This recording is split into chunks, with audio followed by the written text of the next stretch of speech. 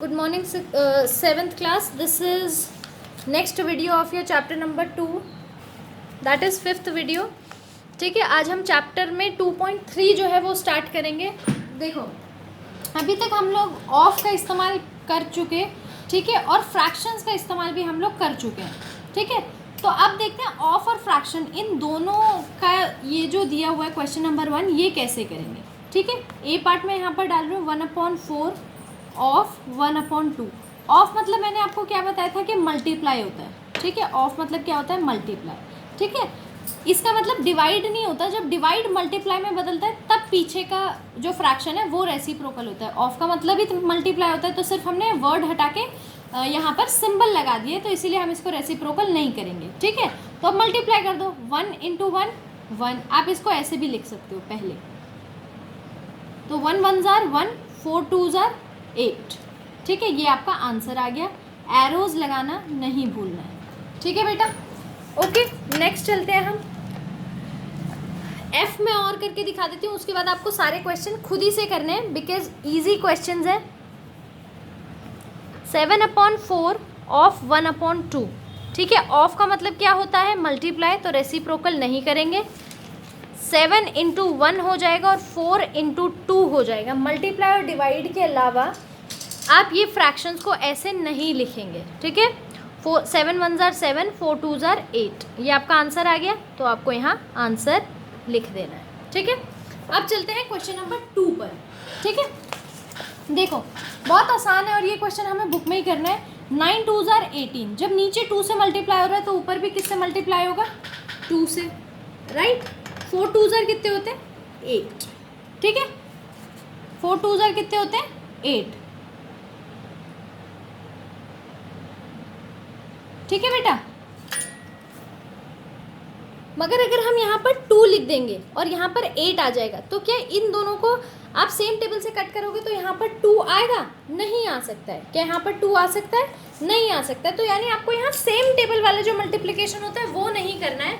यहाँ पर हमें क्या करना है, हमें करेक्ट नंबर चूज करना है कि यहाँ पर ऐसी डिजिट आए जिसको कट करने पर आंसर क्या है, 2. यानी कट करने पे आंसर क्या है, 2. देखो यहाँ पर देखते हैं नोटबुक में. पहले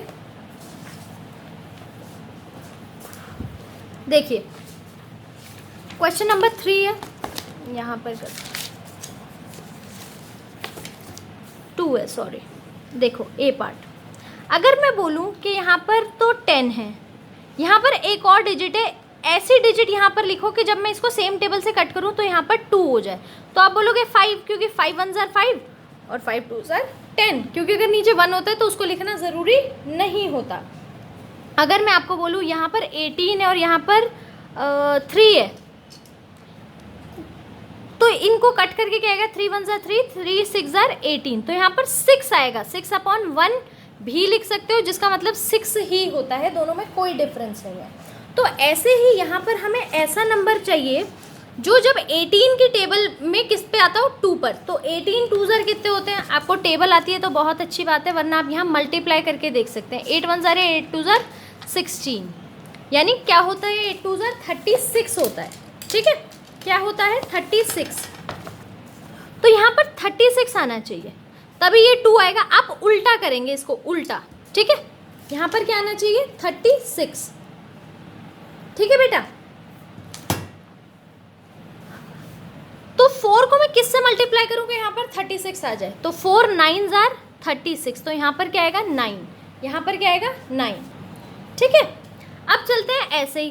देखो यहाँ 33 है, 1. यानी यहाँ पर भी 33 को किससे मैं कट करूँगी, यानी डिवाइड करूँगी. बेसिकली ये डिवाइड है कि 18 की टेबल पे 18 को किससे, 18 कौन सी डिजिट 18 से डिवाइड होगी, जो यहाँ पर 2 आएगा. ऐसे ही 33 किससे डिवाइड होगी कि यहाँ पर 33 आएगा. तो 33 1 * 33. ठीक है, अब मैं 5 को किससे मल्टीप्लाई करूँ कि 30 आ जाए, 5 6 * 30.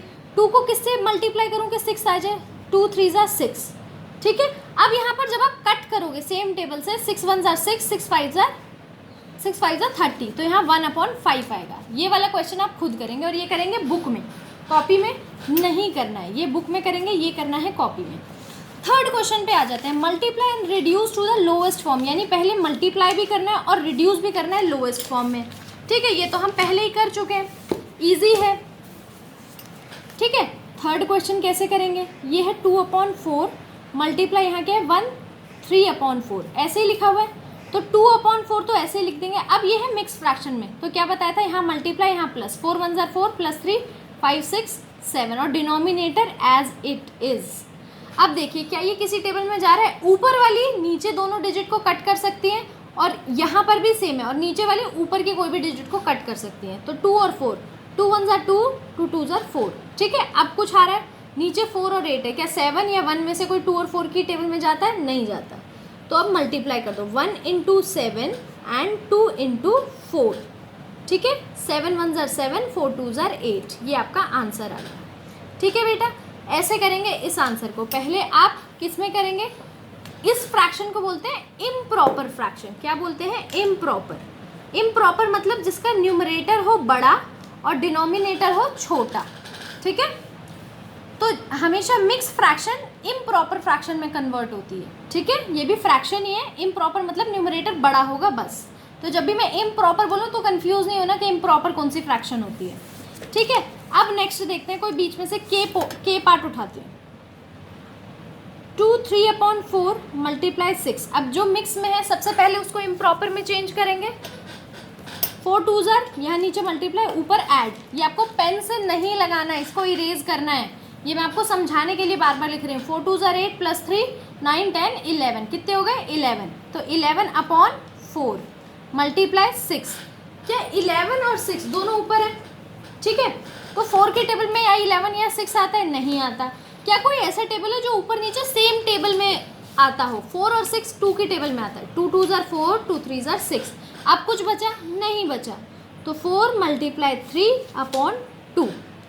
तो क्या हो गया, 11 3 ज़ा 33, 11 3 ज़ा 33/2। ठीक है, ये आपका आंसर हो गया। ठीक है बेटे, बाकी पार्ट्स आपको कौन कौन से पार्ट्स कॉपी में करने हैं ये लिख लो। आपको करना है B part, D part, F, H, J और एल, सिर्फ ये ही पार्ट कॉपी में करने हैं। यानी सेकंड और फोर्थ लाइन आपको कॉपी में करनी है, बाकी आपको प्रैक्टिस कॉपी में करना है। ठीक है, तो कॉपी और बुक दोनों लिख रही हूँ, बचे हुए कॉपी और प्रैक्टिस कॉपी लिख रही हूँ। ठीक है, विच इज़ ग्रेटर। अब आपको फोर्थ क्वेश्चन में बताना है कि इन दोनों में से बड़ा कौन सा है। देखो क्वेश्चन को ध्यान से पढ़ो, 4 डिजिट्स हैं मगर हैं वो 2 ही। देखो क्या लिखा हुआ है क्वेश्चन में, यहाँ दोबारा आपको लिख के दिखाती हूँ। ए पार्ट 3/5 ऑफ 6/7, और या तो ये वाली डिजिट, और जब दिया उसके बाद क्या दिया 2/3 ऑफ 4/7, या फिर ये वाली डिजिट। इन दोनों में से कौन सी बड़ी है। तो पहले इसको सॉल्व करेंगे, साथ साथ सॉल्व कर लेते हैं। 3/5 है मल्टीप्लाई में 6/7। क्या ऊपर नीचे कोई टेबल में कट रहा है, नहीं कट रहा है, और बीच में रखिए। ठीक है, और बीच में रखिए 2/3 मल्टीप्लाई 4/7। क्या ये कट रहा है किसी टेबल से, नहीं कट रहा है। ठीक है, क्या हो गया 3 मल्टीप्लाई 6/5 मल्टीप्लाई 7, और 2 मल्टीप्लाई 3 4 × 7, कितना हो गया 6 3 ज़ा 18 5 7 ज़ा 35। एक तो ये डिजिट हो गई, 4 2 ज़ा 8 7 3 ज़ा 21, ये दूसरी डिजिट हो गई। मगर देखो डिनोमिनेटर दोनों में क्या है, अलग अलग है। डिनोमिनेटर क्या है, अलग अलग। क्या जब डिनोमिनेटर अलग होता है तो हमें पता चल सकती है कौन सी फ्रैक्शन बड़ी है, नहीं पता चल सकती। तो हम क्या निकालेंगे अब, एलसीएम। एलसीएम किसका, 35 एंड 21। ठीक है, अब आप सेम किस तरीके से करेंगे बेटा, जैसे हमने यहाँ पर किया था 2.1 में, कि एलसीएम निकालो फिर देखो। ठीक है, सेम ये तरीका अब आप इस क्वेश्चन में अप्लाई करेंगे और बताएंगे कि कौन सी फ्रैक्शन बड़ी है। ठीक है, कौन सा फ्रैक्शन जो है वो बड़ी है। अब चलते हैं 5th क्वेश्चन पे। इसके आगे मैं आपको नहीं समझा रही हूँ क्योंकि एलसीएम के बाद का प्रोसेस हमने 2.1 में बहुत बार किया हुआ है कि एलसीएम कैसे निकालते हैं, कैसे बताते हैं कौन सी फ्रैक्शन बड़ी है। तो ये सब आप खुद करेंगे। ठीक है, 4th क्वेश्चन का ए पार्ट और बी पार्ट दोनों ही आप कॉपी में करेंगे और खुद से करेंगे। ठीक है, अब आते हैं फिफ्थ क्वेश्चन पे।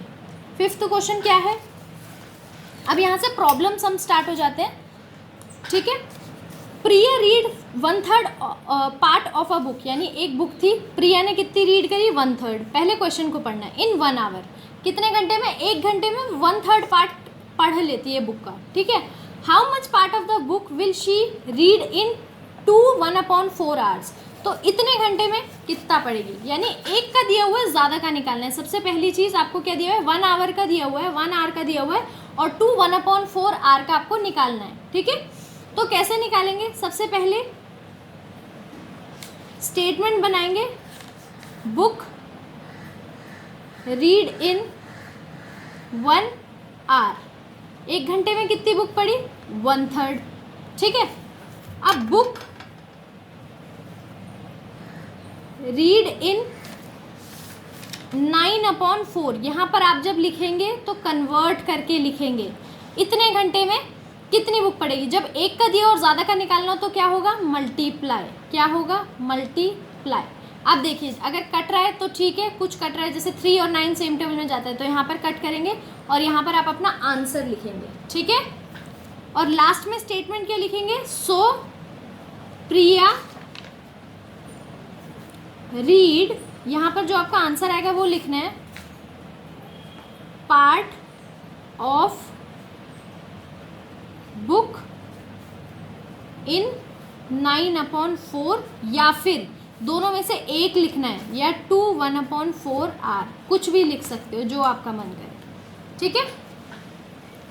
समझ में आ गया। स्टेटमेंट मैंने आपको बता दिया, सॉल्व आपको खुद करना है, स्टेटमेंट ही मैं आपको समझाऊंगी, सॉल्व आप खुद करेंगे। 6th क्वेश्चन पे आते हैं। अ ग्रोसर, यानी जो भी सब्जी खरीदने जाता है, उसने क्या खरीदा, 425 एप्पल्स खरीदे, ठीक है। 425 एप्पल्स खरीदे, 425 एप्पल्स खरीदे, ठीक है। उसमें से 3/17 of them apples were rotten, यानी 3/17 पार्ट जो था एप्पल का वो खराब था, ठीक है। He sells the good apple at ₹7 3/5 each, और जो अच्छे अच्छे एप्पल थे, ठीक है, ये तो खराब हो गए, ये तो उसने हटा दिए, तो उसने सेल क्या किया, जो अच्छे एप्पल थे उसको क्या कहते हैं, बेचना शुरू किया 7 3/5 ईच, यानी कितने पैसों में, 7 रुपीज़ एंड 3/5, ठीक है, 7 3/5 रुपीज़ में। How much money does he get, तो उसको कितना पैसा मिलेगा। देखो सबसे पहले तो टोटल कितने एप्पल थे, टोटल नंबर ऑफ एप्पल्स कितने थे, 425।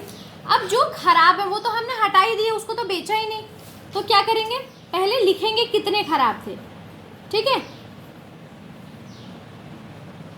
रोटन एप्पल्स, रोटन एप्पल्स कितने थे, देखो 3/17 ऑफ टोटल एप्पल, यही थे। 3/17 पार्ट खराब था टोटल एप्पल में से, यानी 3/17 ऑफ मतलब मल्टीप्लाई, टोटल एप्पल की जगह टोटल एप्पल लिखो, इतने एप्पल थे, 425 एप्पल्स, ठीक है। तो अब आप इसको सेम टेबल से कट करेंगे, देखो 17 की टेबल में 425 कहाँ पर आता है, डिवाइड करके देखेंगे, ठीक है। जो आपका आंसर आएगा वो यहाँ लिखेंगे, ठीक है। आपका इसका आंसर क्या आएगा, तो 1725 पे जाता है ये, ठीक है। जब आप डिवाइड करेंगे तो यहाँ 25 आएगा, 25 3 ज़ार 75, यानी 75 एप्पल्स जो थे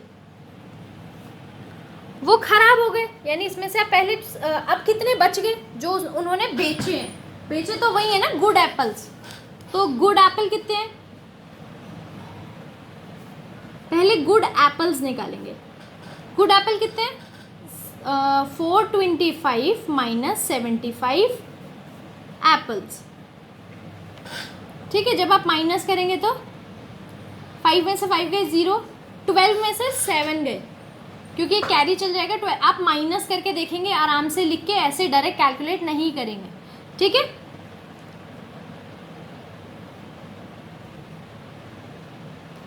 यानी 350 एप्पल्स हैं, कितने हैं, 350 एप्पल्स गुड है। अब कितने के बेचा है, एक एप्पल, यानी कॉस्ट ऑफ 1 एप्पल, एक का दिया हुआ है कितना, 38/5, या आप कन्वर्ट कर लेंगे पहले ही इम्प्रॉपर फ्रैक्शन में। तो कितनों की कॉस्ट निकालनी है हमें? कॉस्ट ऑफ 350 एप्पल्स मल्टीप्लाई करेंगे, ठीक है, जैसे फर्स्ट क्वेश्चन में किया था। इसके आगे आप खुद करेंगे, स्टेटमेंट्स मैंने बता दिए। पहले आप टोटल एप्पल बताएंगे, फिर कितने खराब हो गए ये भी तो हमें बताना है, क्योंकि वो तो हमने बेचे ही नहीं, तो वो हट जाएंगे। तो गुड एप्पल्स हमारे पास 350 बच गए, एक का प्राइस दिया हुआ है, एक हमने इतने का बेचा। और देखो इसको ऐसे समझो कि आपके पास 4 चॉकलेट थी, एक जो है वो ख़राब हो गई या पिघल गई और पैकेट फट गया, निकल गई वो, तो वो तो आप बेचोगे ही नहीं। आपने 4 चॉकलेट्स ली थी कि चलो मैं अपने फ्रेंड्स को दे दूंगा और वो आपको पैसे दे देंगे, ठीक है। तो एक तो ख़राब हो गई, फट गई, तो वो तो कोई भी नहीं लेगा कि भाई ये तो फट गई है। तो 3 ही चॉकलेट आपने बेची, ठीक है, 3 ही चॉकलेट आपने बेची। अगर एक 10 रुपीज़ की बेची है तो 3 कितने की बेचोगे वही यहाँ पर लिखना है। तो अगर आपने एक एप्पल इतने का बेचा है तो 350 एप्पल कितने के बेचोगे, ठीक है, ऐसे करना है। अब चलते हैं नेक्स्ट क्वेश्चन पे। Write the number in the box such as, अब यहाँ पर आपको नंबर लिखना है कि 3/4 को किससे मल्टीप्लाई करें 15/40 बन जाए, ठीक है। यहाँ पर आपको अपॉन में क्या लिखना है, ऊपर क्या आएगा और नीचे क्या आएगा, ये अपॉन में है, ऊपर क्या आएगा और नीचे क्या आएगा ये आपको लिखना है।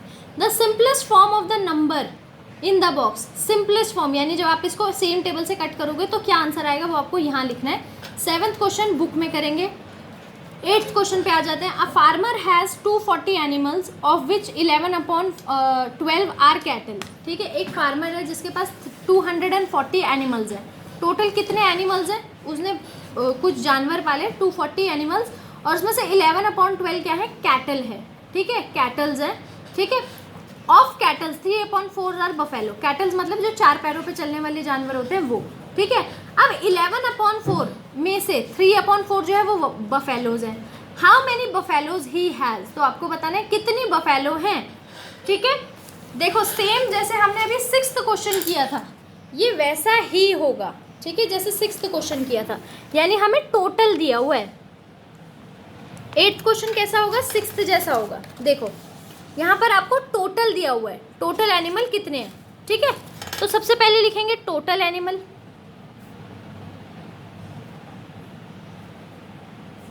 यहाँ पर लिखेंगे कितने हैं 240, ठीक है। अब लिखेंगे कैटल्स, यानी ऐसे नहीं लिखेंगे direct cattle, number of kettles, number of kettles कितनी है। अब नंबर ऑफ कैटल कितनी है, 11/12 ऑफ टोटल, टोटल की 11/12, तो यानी 11/12 यहाँ लिखेंगे, जैसे यहाँ पर लिखा था 3/17। ऑफ का मतलब होता है मल्टीप्लाई, और टोटल आप लिखेंगे, जो कट रहा है आप उसको काटेंगे और कैटल्स निकालेंगे, ठीक है। यहाँ पर आपकी कैटल्स आ जाएगी, ठीक है। कैटल निकालने के बाद आपको निकालना है बफेलो कितनी है, तो यहाँ पर क्या लिखेंगे, नंबर ऑफ बफेलोज कितनी है, 3/4 ऑफ कैटल, ये लिखोगे। तो 3/4 ऑफ का मतलब मल्टीप्लाई, कैटल यहाँ पे जो आंसर आएगा वही सेम आंसर आप यहाँ पर लिखोगे और सल्यूशन कर दोगे, ठीक है। जो भी आएगा वो आप लिख दोगे, नंबर ऑफ बफेलोज ही आपको पूछा है। अब 9th देखो, find the area of rectangle which is 1/2/3 metre long and 4/5 broad. आपको क्या निकालना है, एरिया निकालना है। एरिया का फॉर्मूला क्या होता है, area of rectangle equals to L × B। Length और ब्रेथ को आप इम्प्रॉपर में कन्वर्ट करेंगे और इसके अंदर लिख के मल्टीप्लाई करेंगे। 10th क्वेश्चन पे आ जाते हैं। A tea packet contain 45 gram of tea, यानी एक चाय की पत्ती का पैकेट है जिसमें 45 ग्राम चाय पत्ती आती है। After consuming 3/5 part of it, यानी जब इसका 3/5 पार्ट जो है वो हमने पी लिया, कंज्यूम कर लिया। How much T is left in the packet, तो कितनी बच गई, ठीक है, चाय पत्ती कितनी बच गई। देखो 10th देखो,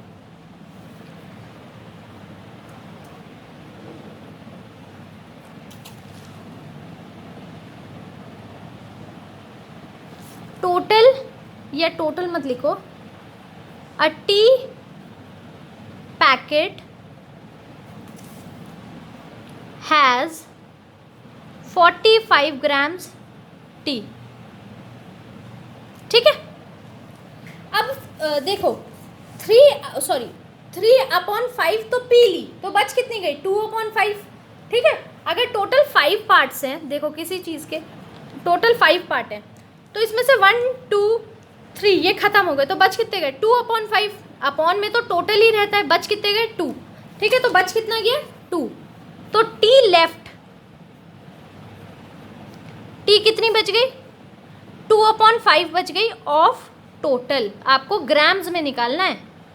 ठीक है, तो 2/5 इंटू 45 ऑफ का मतलब मल्टीप्लाई और टोटल 45 ग्राम। इसका सोल्यूशन आप लोग कर देंगे। ठीक है बेटा, इसी के साथ हमारी जो 2.3 है वो फिनिश होती है। ये एक एक वीडियो में इसलिए करवा रहे हैं क्योंकि हमने ये सारा पोर्शन किया हुआ है, मल्टीप्लाई किया हुआ है, फ्रैक्शंस में किया हुआ है। ये वाला पोर्शन ज़रूरी है, तो इस पे ध्यान देंगे। बाकी सब तो आपने पीछे वीडियो में किया हुआ है।